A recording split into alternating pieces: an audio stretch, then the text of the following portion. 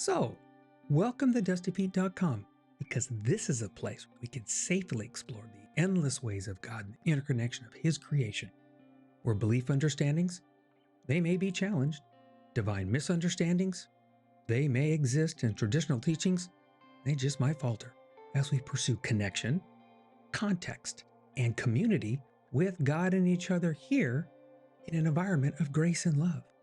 So, feel free to journey around the space. Explore. We have many different topics for discussion. Outside the class, Sons of the Father, the Bible Project, Aleph Beta, Follow the Red String, and more. So lend your ear, then lend your voice. Join a conversation, start a conversation, ask questions. Because on this journey, you're probably around folks that just might be pondering the same thing. Community that can build and connect. So come in and join us. And welcome to The Dusty Feet.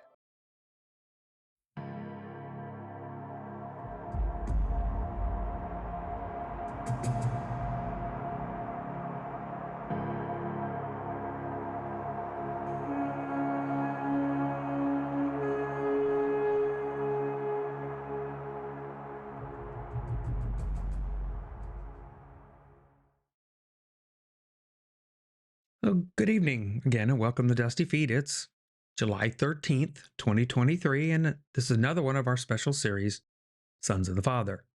And we'll continue our discussions on The Chosen, created by Dallas Jenkins. And we'll be talking about Season 2, Episode 6, Unlawful.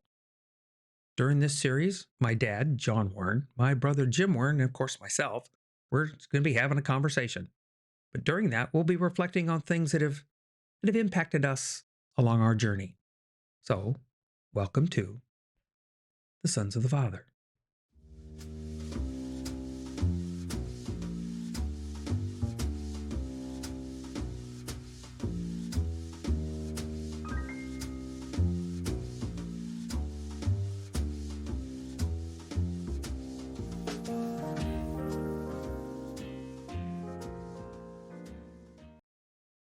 In the description below are links to all of the audio, video, and source documents that we use here in the Dusty Feet.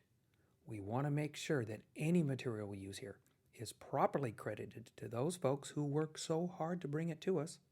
Without their efforts, the learning we do here does not happen.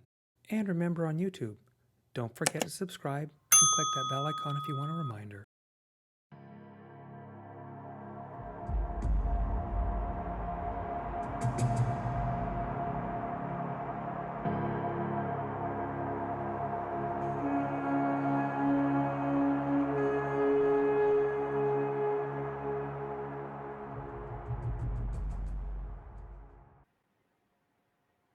And here we are, the Sons of the Father. Again, something to reference up front. Sometimes issues can arise from discussions like these and the assumptions that we have on others listening. It's always unintentional, but if you don't understand or you have questions concerning something that we've discussed, please feel free to leave a comment. We'll respond as best we can. Or you can always just send an email to bob@TheDustyFeet.com. Sometimes just a more private way to ask questions. Okay, so the episode is Unlawful. Yeah. And I think this is the first time where we have a storyline that directly bleeds over into the next. Right? We've got the various points in the tie-ins, but this was bleeding over. We have Mary. She left the camp and she returned to a tavern in Jericho. And we literally at the end had this vision set forth of leaving the light and going down into the darkness. Yeah. That's where we kind of left off on the last episode of Spirit. So, that said, Daddy-O, how do you want to start us off? That's what we were talking about earlier. Is this is loaded with so many uh, different things. But what I saw in this one, the most ever, was comparable points to where we are today. Hmm.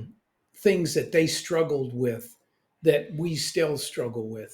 and it just brought back a whole lot of my own, thinking about myself, Mhm. and what's my value, and will he accept me, and what if I do sin again, and on and on and on.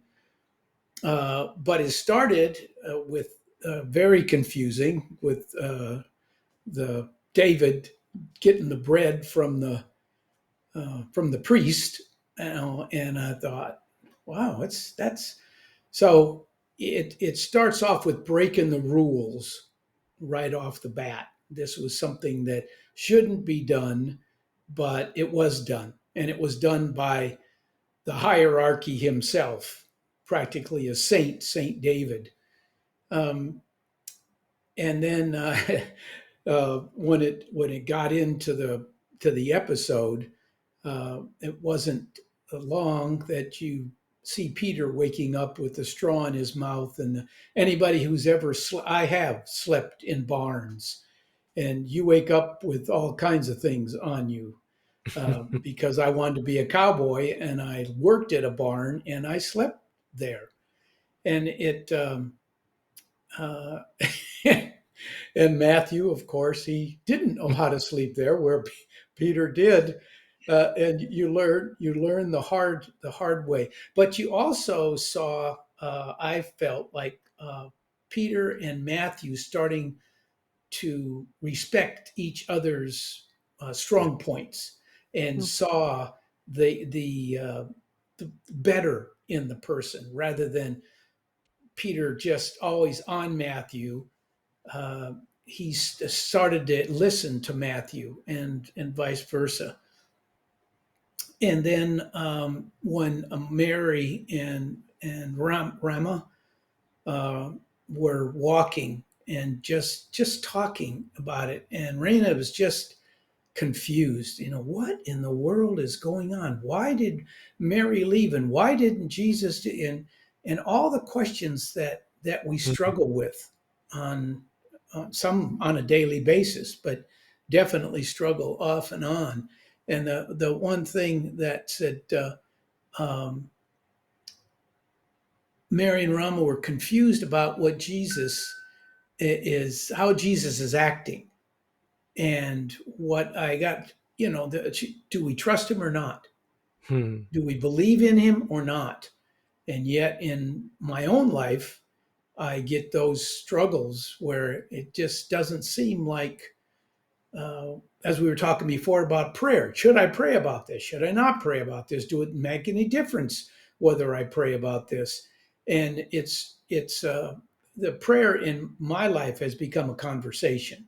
It isn't about a laundry list of things. It's more just communicating with God and just kind of breaking things down in my own mind as I'm talking to Him. I have to think about what I'm doing, and so do we trust him? Do you trust Jesus? And then Rena has to answer that in her own mind. And then when Mary was back in the bar in her old life, in Celebrate Recovery, it talks about staying away from those people that could drag you down. It's not that Yeah. these people are so horrible, but when you were together, you didn't do things honoring to God. So you Hmm. want to stay away from those people, because they will, uh, you will tend to go with the crowd rather than, if you're going in there to preach to them, that's something different. But the best that you just stay away from it. And it all started with the demonic, with Mary, when the demonic was there, and when he was growling in the bushes. She's Mhm. the only one that heard that. The others, they didn't hear. They weren't sensitive to his noises, and she was, because she lived there. It started there, and that's what it can be. It starts with fill in the blank. uh, it's just a bar where my friends hang out. So I stop by. I have a soda with lemon and some pretzels. Pretty soon you find yourself tipping them back.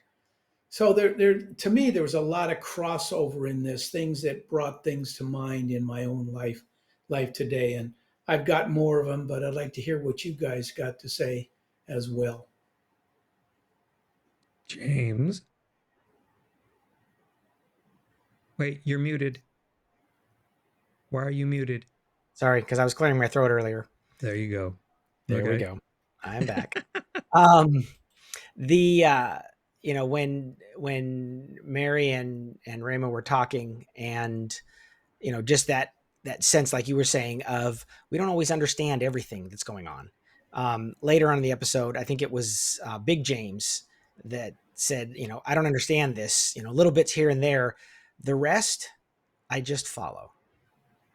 And I love that phrase because it, to me, really typifies what God is trying to get us to do. Is that sometimes we're not going to understand it. In fact, a lot of the times we're not going to understand it. But do we trust God for who he is? And if we do, then that's all we have to do is just keep going. And he's going to take us where he wants us to be. I think that the next line was, I have a sinking feeling it's going to take a long time to understand. It's like, yeah. And Dad, you could probably testify to this. Bob and I are 60-ish. You're 80-ish. So 20 years ahead of us. Do you understand more now than you did at 60? I'm a little more comfortable with what you just said. The trusting, but no, I don't think I understand because things around you change. Now I got things like you're 80. Mm-hmm. When I was 60, I never thought about dying. Yeah. I'm on an airplane and the plane started shaking, but I didn't think about that. But now that's another equation in the picture. So it changes a little bit. Uh, but I don't know if that answered your question Yeah. at Oh, all. it did. And that's kind of what I'm getting at is I remember at 40 thinking, how much more can I learn about God? I went to seminary, got all this information, right? But understanding is a whole different thing. And in fact, I just saw a quote the other day. I think it was Malcolm Gladwell, where he talked about, knowledge versus understanding. And he said, in this world, we have an overabundance of knowledge, but very little understanding. And, that's where God is. Even when you see the Pharisees in this episode, arguing over the minutia of the law, trying to figure out some way to catch Jesus. I'm thinking, seriously. And even that one guy said, you guys are arguing over a point that isn't really that big a deal, Yeah. compared to some other stuff that, matters more. Um, but they had all this knowledge of what the law was, but they didn't understand what the heart of it was in terms of what God wanted. And of course, there's also all those other laws that we've added to God's original laws to make matters even more murky. Um, but God's always wanted, the connection. And you see that when Mary comes back to Jesus, and he's talking to her about, the fact that she fell. He said, did you ever think you'd never sin again? I mean, come on, Yeah. seriously. Right. And then I loved that line. I wrote it down on the, it wouldn't be much, grace if you lost it in a day. It's like, you really think one time is going to make you lose everything? Mm-hmm. And that really, again, speaks to the heart of Jesus. It wasn't that she didn't do anything wrong. Yeah, she did. But, let's go back to, Mary, you're here. Let's get back up and keep moving. So there's more. Like with that, there's lots more to this episode, even further down. But Bob, Yeah. why don't you go ahead and chime in? There's a lot. So many different pieces. Our Let's go with Mary to start. Okay.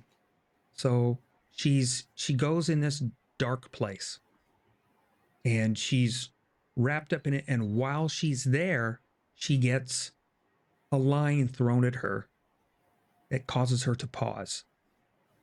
And it causes her to make her think about what she's doing. And it shakes her up. It doesn't stop her yet, but it shakes her up a bit, yeah. Because she's struggling with this setup. Because we need to remember, like we talk about this, we need to trust Jesus, right? We have this phrase that we love to say. There isn't this persona of Jesus yet that we have, doesn't exist yet. We're not there. Okay. What we have is at that time a longing, like it has been for thousands of years before that this Messiah that was expected and had been Messiah-like figures, David being one of them, okay, but them being aware of the promises of Messiah, okay, and then they think this is him, okay, they think this is him, like you had James say, I'm not sure I understand, you know, and that struggle challenge of not understanding. The reality was, even in the story, if we read it, it says they didn't understand it, and they weren't going to understand it until it was all done. And I'll argue years later, not just when quote unquote it was all done, but years later. So we're in this point to where trusting Jesus isn't the deal. What you have is you have a rabbi you've let down. You've had a teacher you've let down. You've had somebody you've respected let down. Somebody that, for her words, redeemed me, delivered me. Okay. So it was more than just a calling. Well, I want to be careful when I say that, but you've got Simon was called, Matthew was called. They have the deals, and the redeeming Vince of I'm taking you in spite of who you are, kind of thing, where we have a little different depth of persona and a person, a deeper connection with Mary because she was possessed and she was healed. Yeah. Okay. And healed from so much. And the driving guilt of her knowledge of her past, meaning the pain of just losing parents and that kind of stuff. And I get that. But then her understanding the words, right? She said that the praise, she knew the words, the prayers. We were talking about that a little earlier. So she had the reminders were there.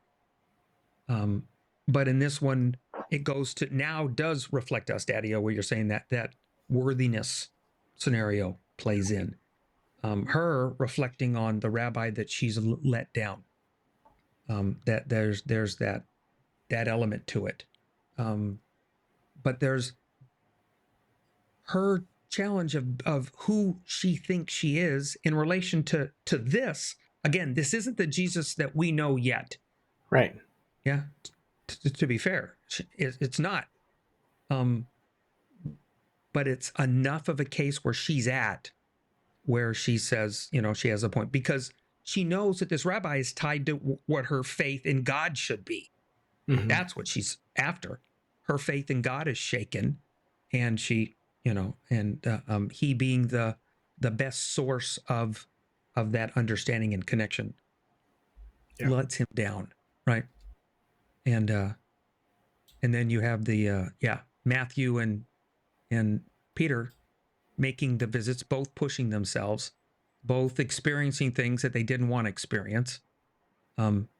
Matthew practically throwing up on himself, getting the stuff on his tunic.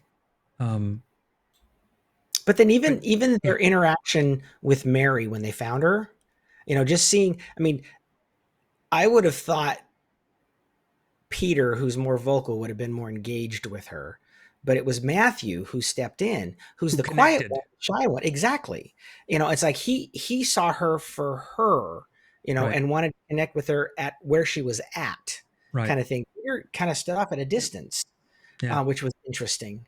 And I loved that interaction. And then you watched Peter watch Matthew with her, and he kind of, Mhm. okay, he's got this. It's Well, good. it's that personal testimony thing. I mean, it's where, because he's going, I wouldn't be where I'm at. This is the start of those run of lines that we get, and we get back to Jesus's lines in this, that people wouldn't be where they're at, who they're without her, and them all sharing those things with her that she needs to hear. And Matthew starts it there with, I wouldn't be where I'm at if it wasn't for you. Because he doesn't have that. There's background to Torah. He grew up as a child in that deal, but the effect from a child had long since wore off, and his lack of understanding of certain Torah issues. And Mary remembers them, Well, and she and teaches them. Matthew also, I think this is the first time where he said, "I'm a bad person." It's like he's always had an excuse for why he, did what he did. My Something. brain works this way. Yeah. Whatever. My parents Yeah. threw me out, so Yeah. this is what I ended up doing. I'm just good at it. What can I say? Yeah. So always excuses. But this first time, it's like, no, I did bad things too. Yeah. And obviously identifies with her, and that helps her realize, I'm not the only screw up here. Mm-hmm. And that was, that interaction I thought was pretty powerful. Oh, huge. What I saw, listening to you guys, what I saw there was Peter wanted to fix her. Matthew met her right where she was. He took down, throwing up, got the cloth, his own neckerchief, just handed it to her, and just met her right there and let her talk a little bit, and then came on to what you guys were just saying with, I'm worthless, I'm this, I'm that, he's saying those words of encouragement, which most of us long for, words of encouragement from those that mean something. It might be a boss, it might be a spouse, it might be a friend, but it's those words of encouragement that Jesus said to her in the tent. Yeah. And Matthew met her right where she was, didn't expect her. Come on, here, wipe your face off. You're fine. You're a good woman. We like you. Mm-mm. No, he didn't. And I think it's because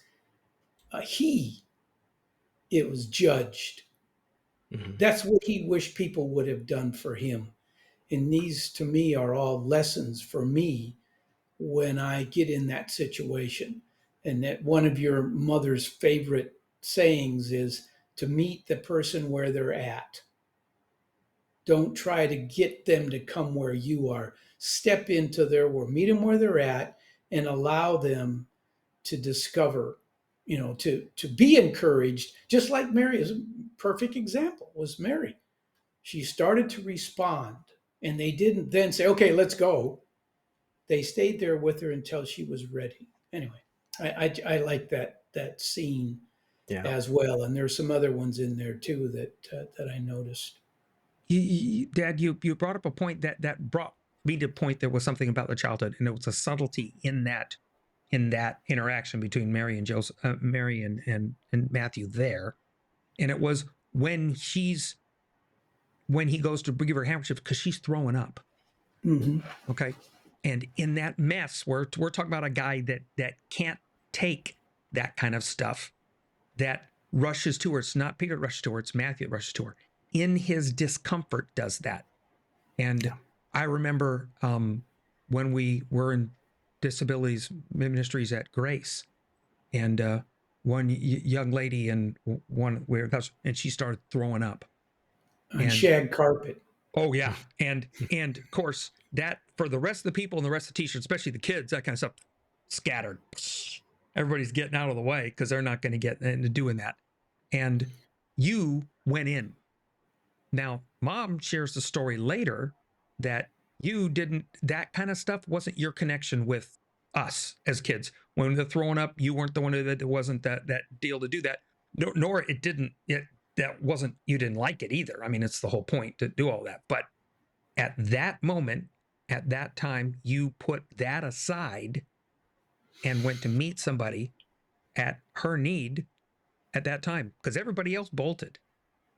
Or we're protecting kids because people are, when kids getting splashed with that kind of stuff and she's throwing up. But you had stepped in. So there were another moment in my life, in a reflection looking back, that says, I've seen that before, and this is what it looked like to me.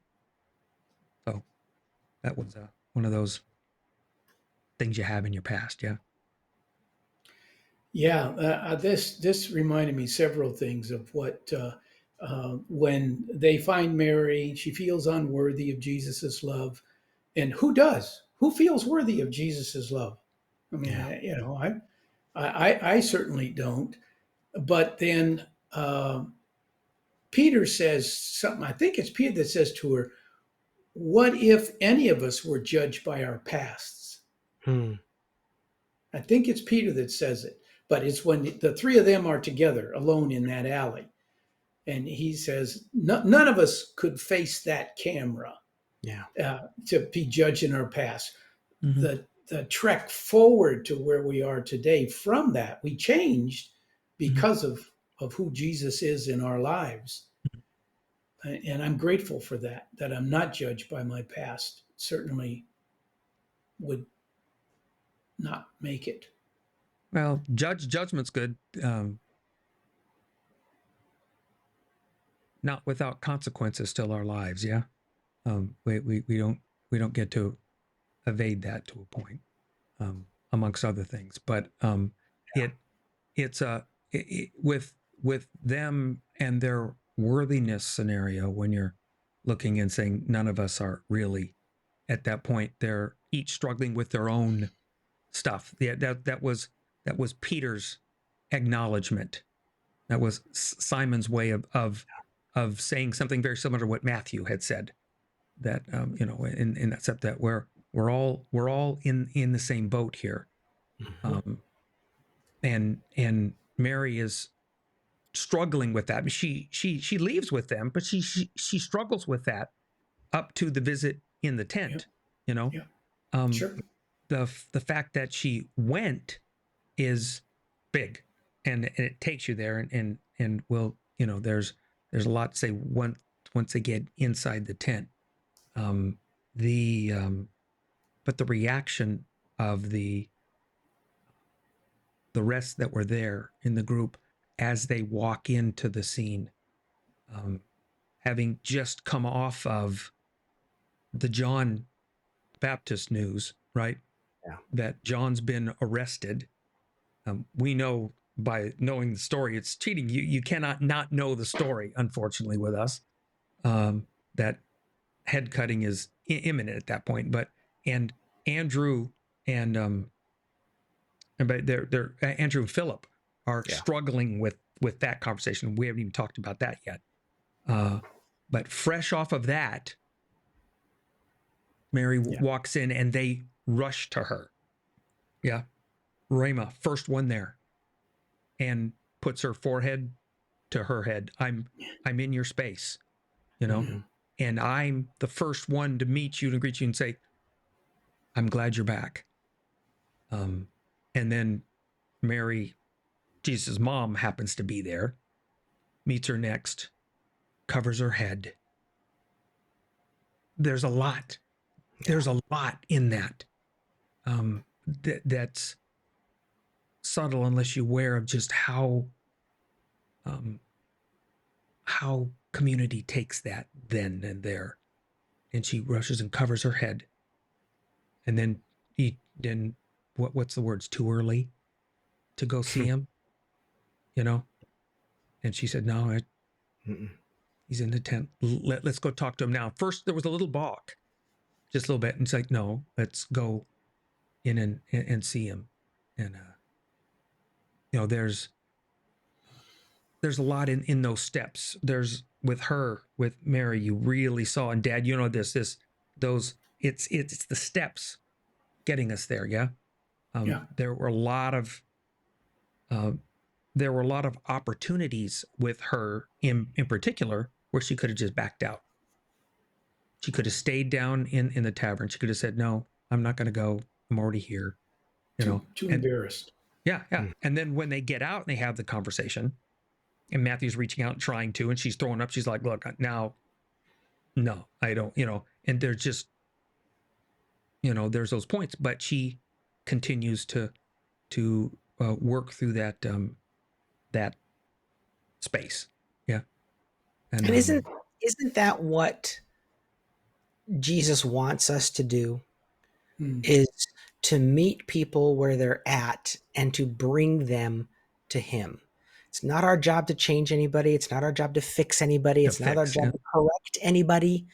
Our job is to invite them through our own, words or example. Matthew saying, "Hey, I'm no better than you are," and Mary covering her head, and Rama, connecting with her, but everybody's taking her a few steps closer to the tent where Jesus was, so that Jesus could speak the words. And I remember going through recovery and knowing that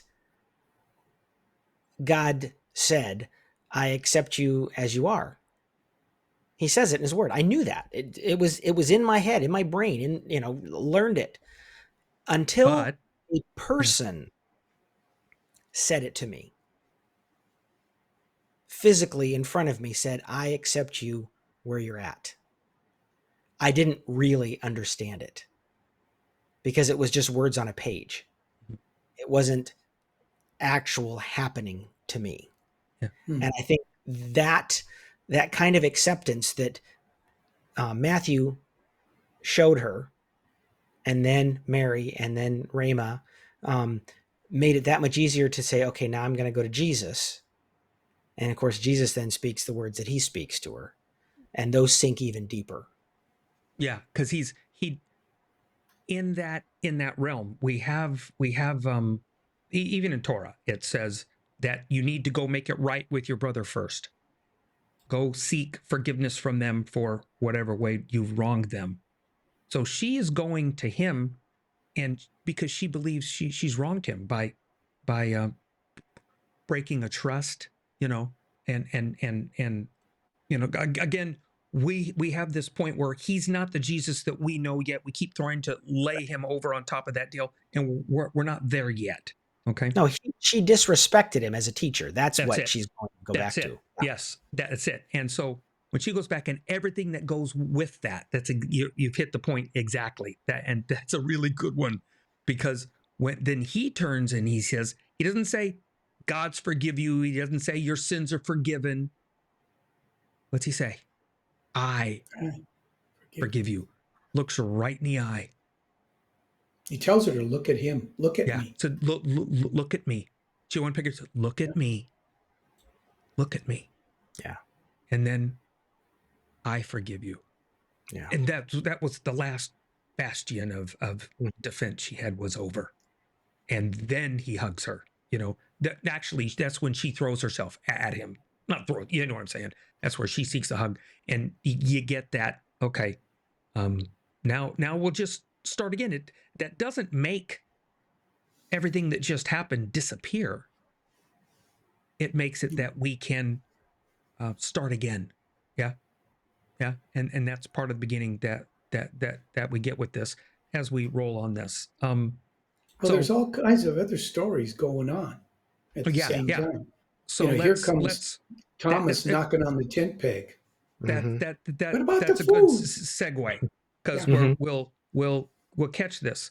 Okay. We haven't done this before yet on the Sons of the Father, but we're going to make this a two-parter, because like you said, there's so much more that is going on in this story that's related to this in a way. Obviously, he stitches this tapestry together, so it sits on the big tapestry. This picture kind of weaves in together with it, and there's more to this, and it again goes with knocking on the tent, and we have more to think about. Yeah, so this is going to be a two-parter. So then again, like I said, we haven't done this yet, but we realize that there's more to bounce about. So Anything else you want to mention that we've covered that you want to tie a bow around, or anything that we've talked about No, up to this point? I think there's just Simon doing his exercises, the zealot, out there practicing his battle stances and all that. I mean, all these things are From going 5, yeah. around in the apostles. All the stories of the dailiness of life are going on in why this other stuff is going on. And I think that's a lot about our lives as well. There's so many things going on, and I think we'll be able to zero in on the importance of finding our peace in Jesus. Be some interesting stuff. James, anything? No, actually, I mean, like you said, there's a whole other half we haven't even got to on this episode. Yeah. So I'm going to leave it for next time to unpack, because there's just, like you said, this was a very full episode. Yeah. I want to leave us with a thought that then we can address that for those that are listening, right? Or so we'll on a thought that then we'll address next time, because it's critical to where we're going to the next point anyway. So it's a nice thought. Sure goes up, and it was that the line that Jesus says, "Sabbath was made for man, not man for Sabbath." Okay, we like those little nice little words, and we go, "Ooh, yeah, that's right, amen." Da da da. And I go, "What does it mean?" Okay, well, what does it mean? Because there's Stay tuned. there's a bit even unpacking that, and we probably won't be able to unpack that in an episode either. But just something to chew on for things that we're going to go.